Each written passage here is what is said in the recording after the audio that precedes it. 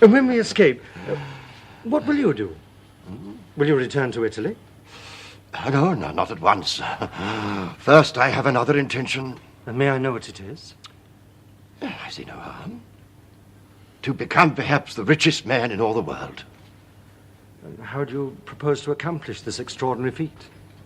By finding a great treasure. You think, do you not, that my long confinement has affected my sanity? Well, I have heard it can happen. I believed once myself that I was going mad. But you did not. Neither have I.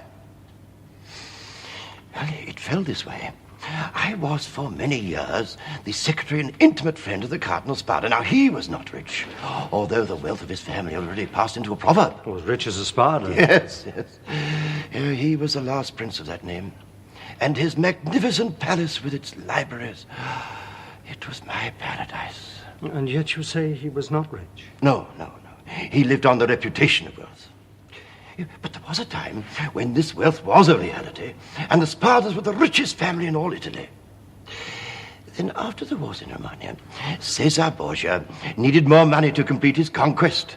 So he conceived the idea that if he made the Prince of Spada a cardinal, he could murder him and seize the family inheritance. At a banquet one night, the cardinal was poisoned. But in dying, he frustrated Caesar's plans, for he had hidden the secret of his fabulous treasure so well that even to this day their whereabouts have never been discovered. So in outwitting Caesar Borgia, he succeeded in disinheriting his own family? Yes. Although he did so quite unintentionally. In his will, written on a scrap of paper, he wrote, "I bequeath to my beloved nephew my coffers, my library, and my breviary with the gold coins, which I trust he will keep in affectionate remembrance of his uncle." Yes, and the will contained a clue to a hiding place. Yes, but neither the nephew nor any of his descendants ever solved the puzzle that had been set them. Then in 1807, my patron and benefactor died, and he left me the family papers and the library and the breviary with the gold corners. And it was while I was sorting and arranging these family papers that I stumbled quite by chance upon the secret of the treasure. It was in the breviary? Yes, you're quite right. Next day, my enemies arrested me and sent me to prison. And here I have remained ever since. The secret's still yours. Yes, mine alone. Well, I hope to God you'll find it. It's a very poor recompense for all the misery that you suffered. You're a man of good heart, Mr. Dantes. The walls of the Chateau d'If grow thin enough, and they're in your company. But come now, my son, sleep. Tomorrow we will make a beginning.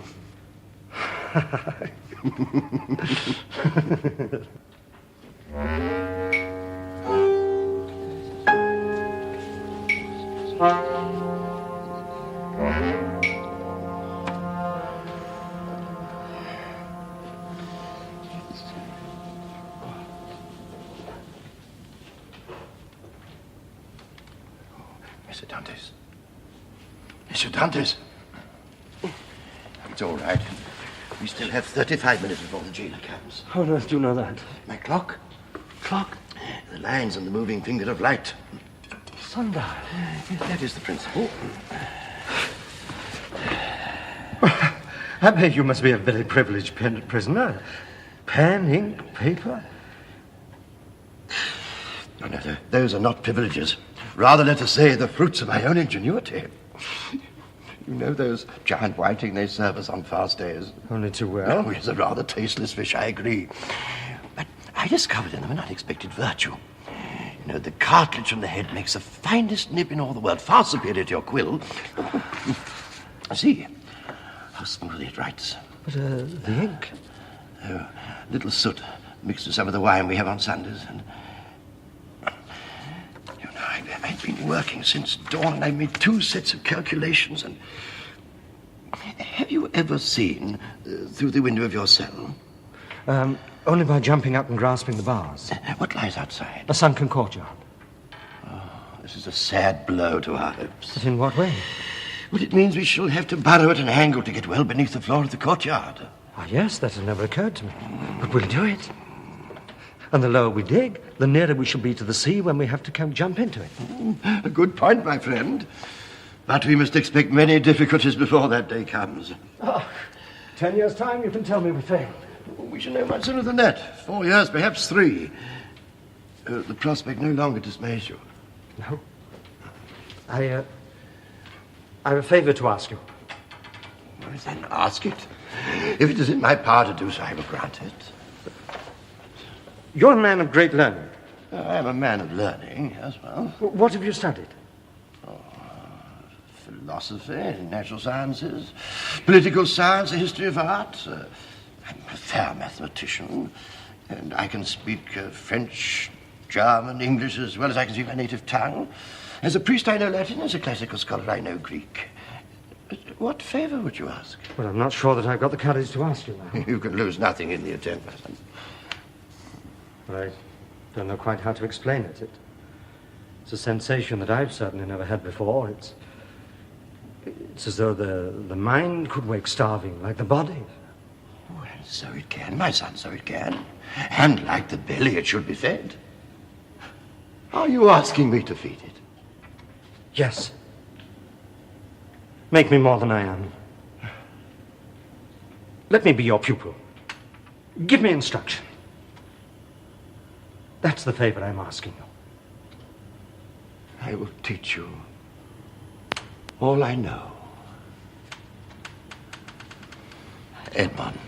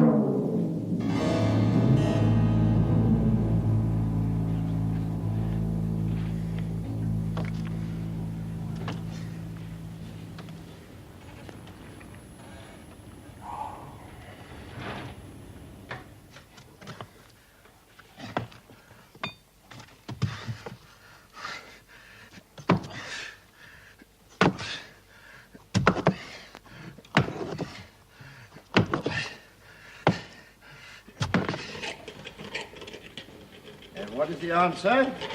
Danglars and Fernand. You're quite certain in your own mind that they are the villains? Absolutely certain. They're the only 2 men I knew who stood to gain by such an act of treachery. You're the only man I know who would have taken 11 years to reach such an obvious conclusion. And you'd already guessed their names. Not guessed, Edmond. From the evidence you told me, now the conclusion was possible. Why couldn't I see this for myself? Ah, yes. You're beginning to use your mind objectively. Now, is there any other matter I can assist you in, besides discovering the villainy of your friends? Why was I never brought to trial? Ah, now that is altogether another matter. Who first examined you? Was it the Procureur du Roi, the magistrate, or the deputy? The deputy. Was he young or old? 27, 28. Old enough to be ambitious? Oh. How did he treat you? With more of mildness than severity. Did his attitude change at all during the course of the examination? Yes. Yes, he became very disturbed about the letter. He was quite overcome at the thought of the danger that I was in. You were in? Well, for whom else should he have any apprehension? You're quite certain that it was you he was sorry for? He burnt the only evidence against me. You mean the letter of accusation? No. And the letter that I was going to take to Paris. He burnt that letter? Before my very eyes. You know, this man may be a greater scoundrel than I first believed. Well, if I go on listening to you, I shall believe that the whole world's full of tigers and crocodiles. Continue. To whom was the letter addressed? Monsieur Noirtier, 13 Rue Coqueron, Paris. Yes, the famous Girondin during the Revolution. Yes, I knew him well. And what was the deputy called? De Villefort. De Villefort. De Villefort! What a poor-minded simpleton you are. What's the matter with you? Noirtier is de Villefort's father.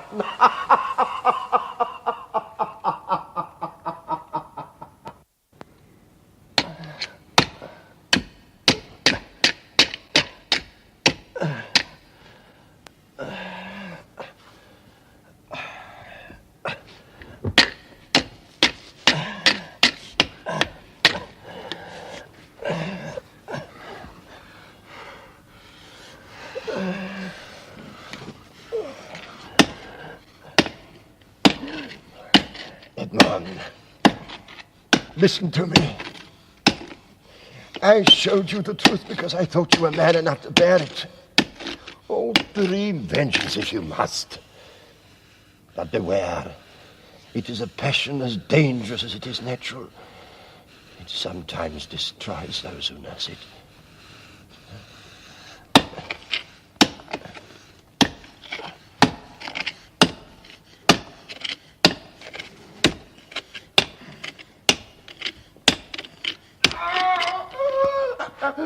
Edmond!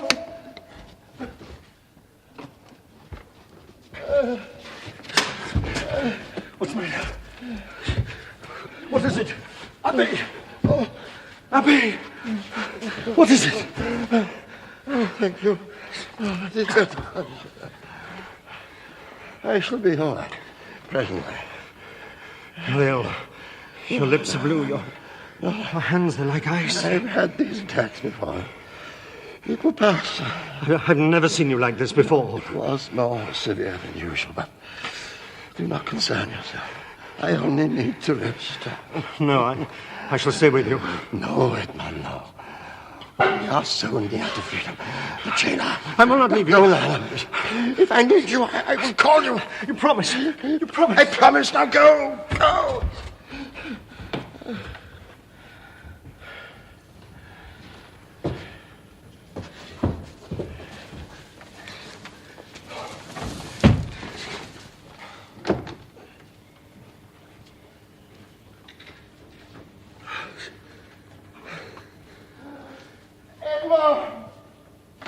Edmond!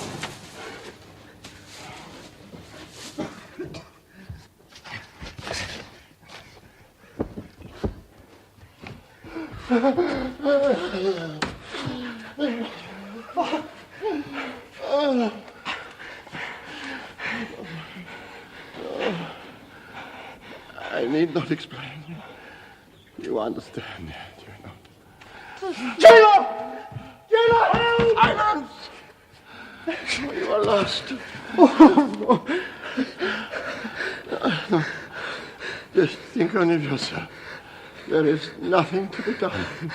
You shall not die. This is God's will. Death is to be my escape. My friend, I shall never leave this place without you. You will never leave this place at all if you do anything so foolish as calling the jailer. Listen, Edmond, listen. I have very little time. The treasure must be yours. Take this. Read it. Oh, read it. So much I know you understand.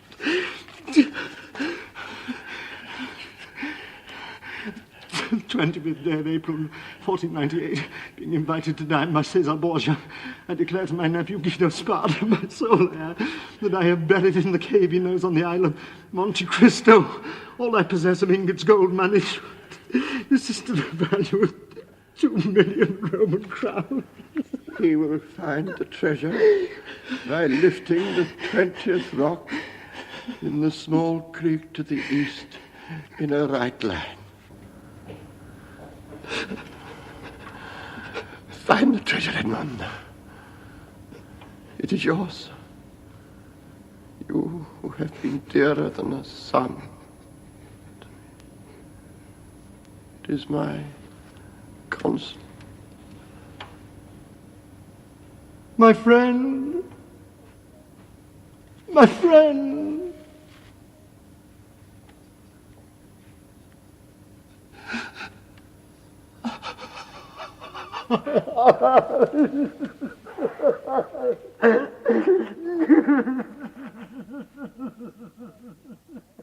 I don't see him on his way. I'll give you a hand up with it. Right.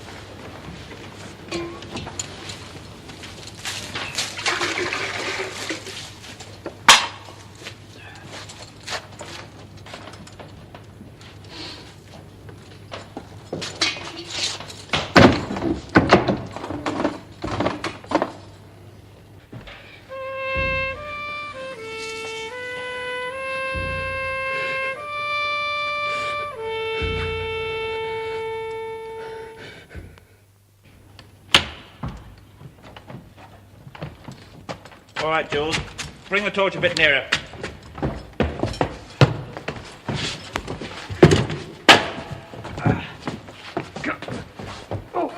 Wait, no, Philip. Yeah, well, we haven't got far to go. Poor madman's gone, eh? Good journey to him. How long are you going to be then? Oh, about 5 minutes. Well, don't make it any longer. No, all right. Go on, I'm then. going to move on. Go on. Let's go. Come on, comrades. Back on.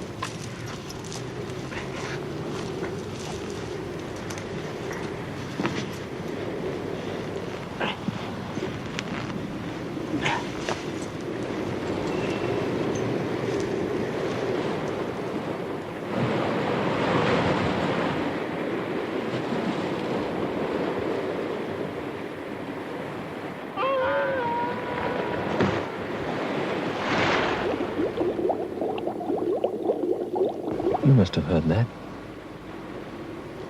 It was the wind.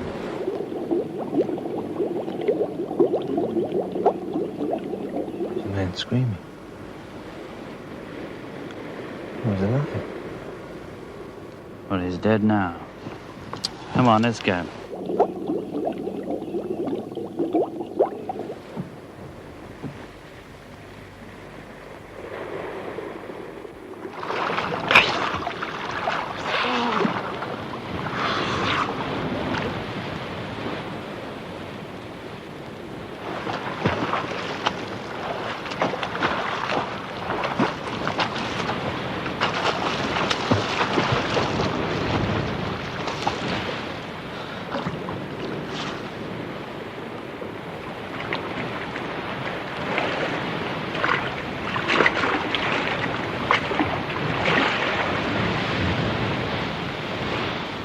on board La Jeune Amélie. Hey, you're on board La Jeune Amélie. Here, drink this.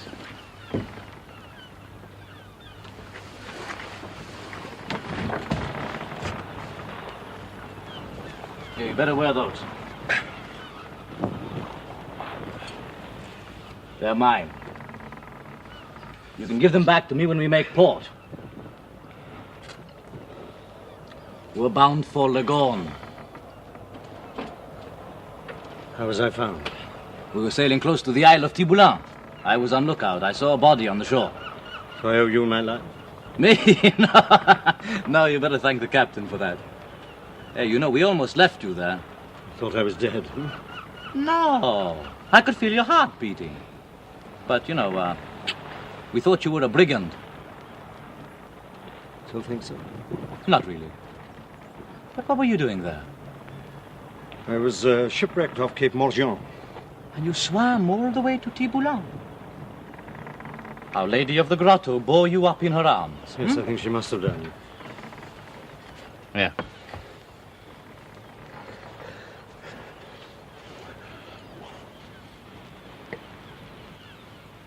Thanks. You're Frenchman. Oh, from Malta. What's your name? Philippe. I'm Jacopo from Corsica. Honest. Jacopo! When you're finished eating, I'll take you up to the captain.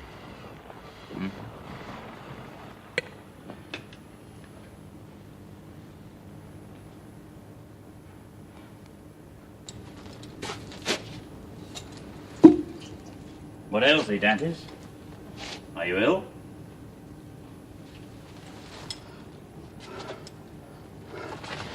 Are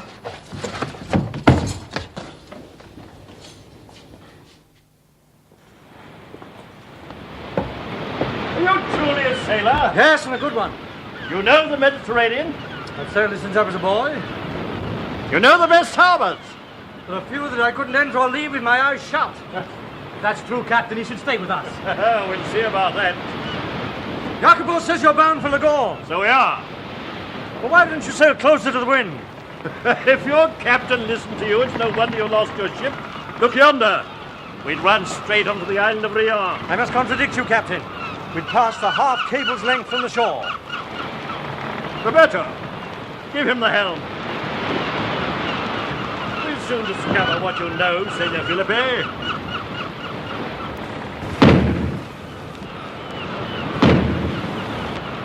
Gunfire. There, Captain, I can see the smoke. Now that's the Chateau d'If.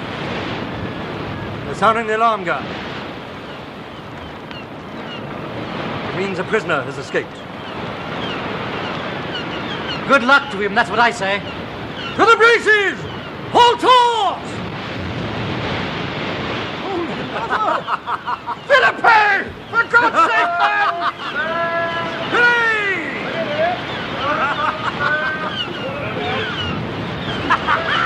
Half cable, Captain! He's done it! You've done it, Felipe!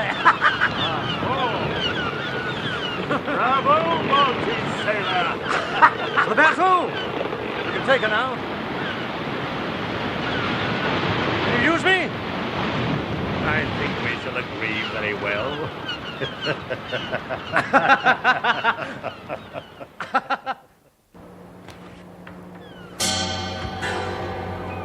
Have some soup, Felipe.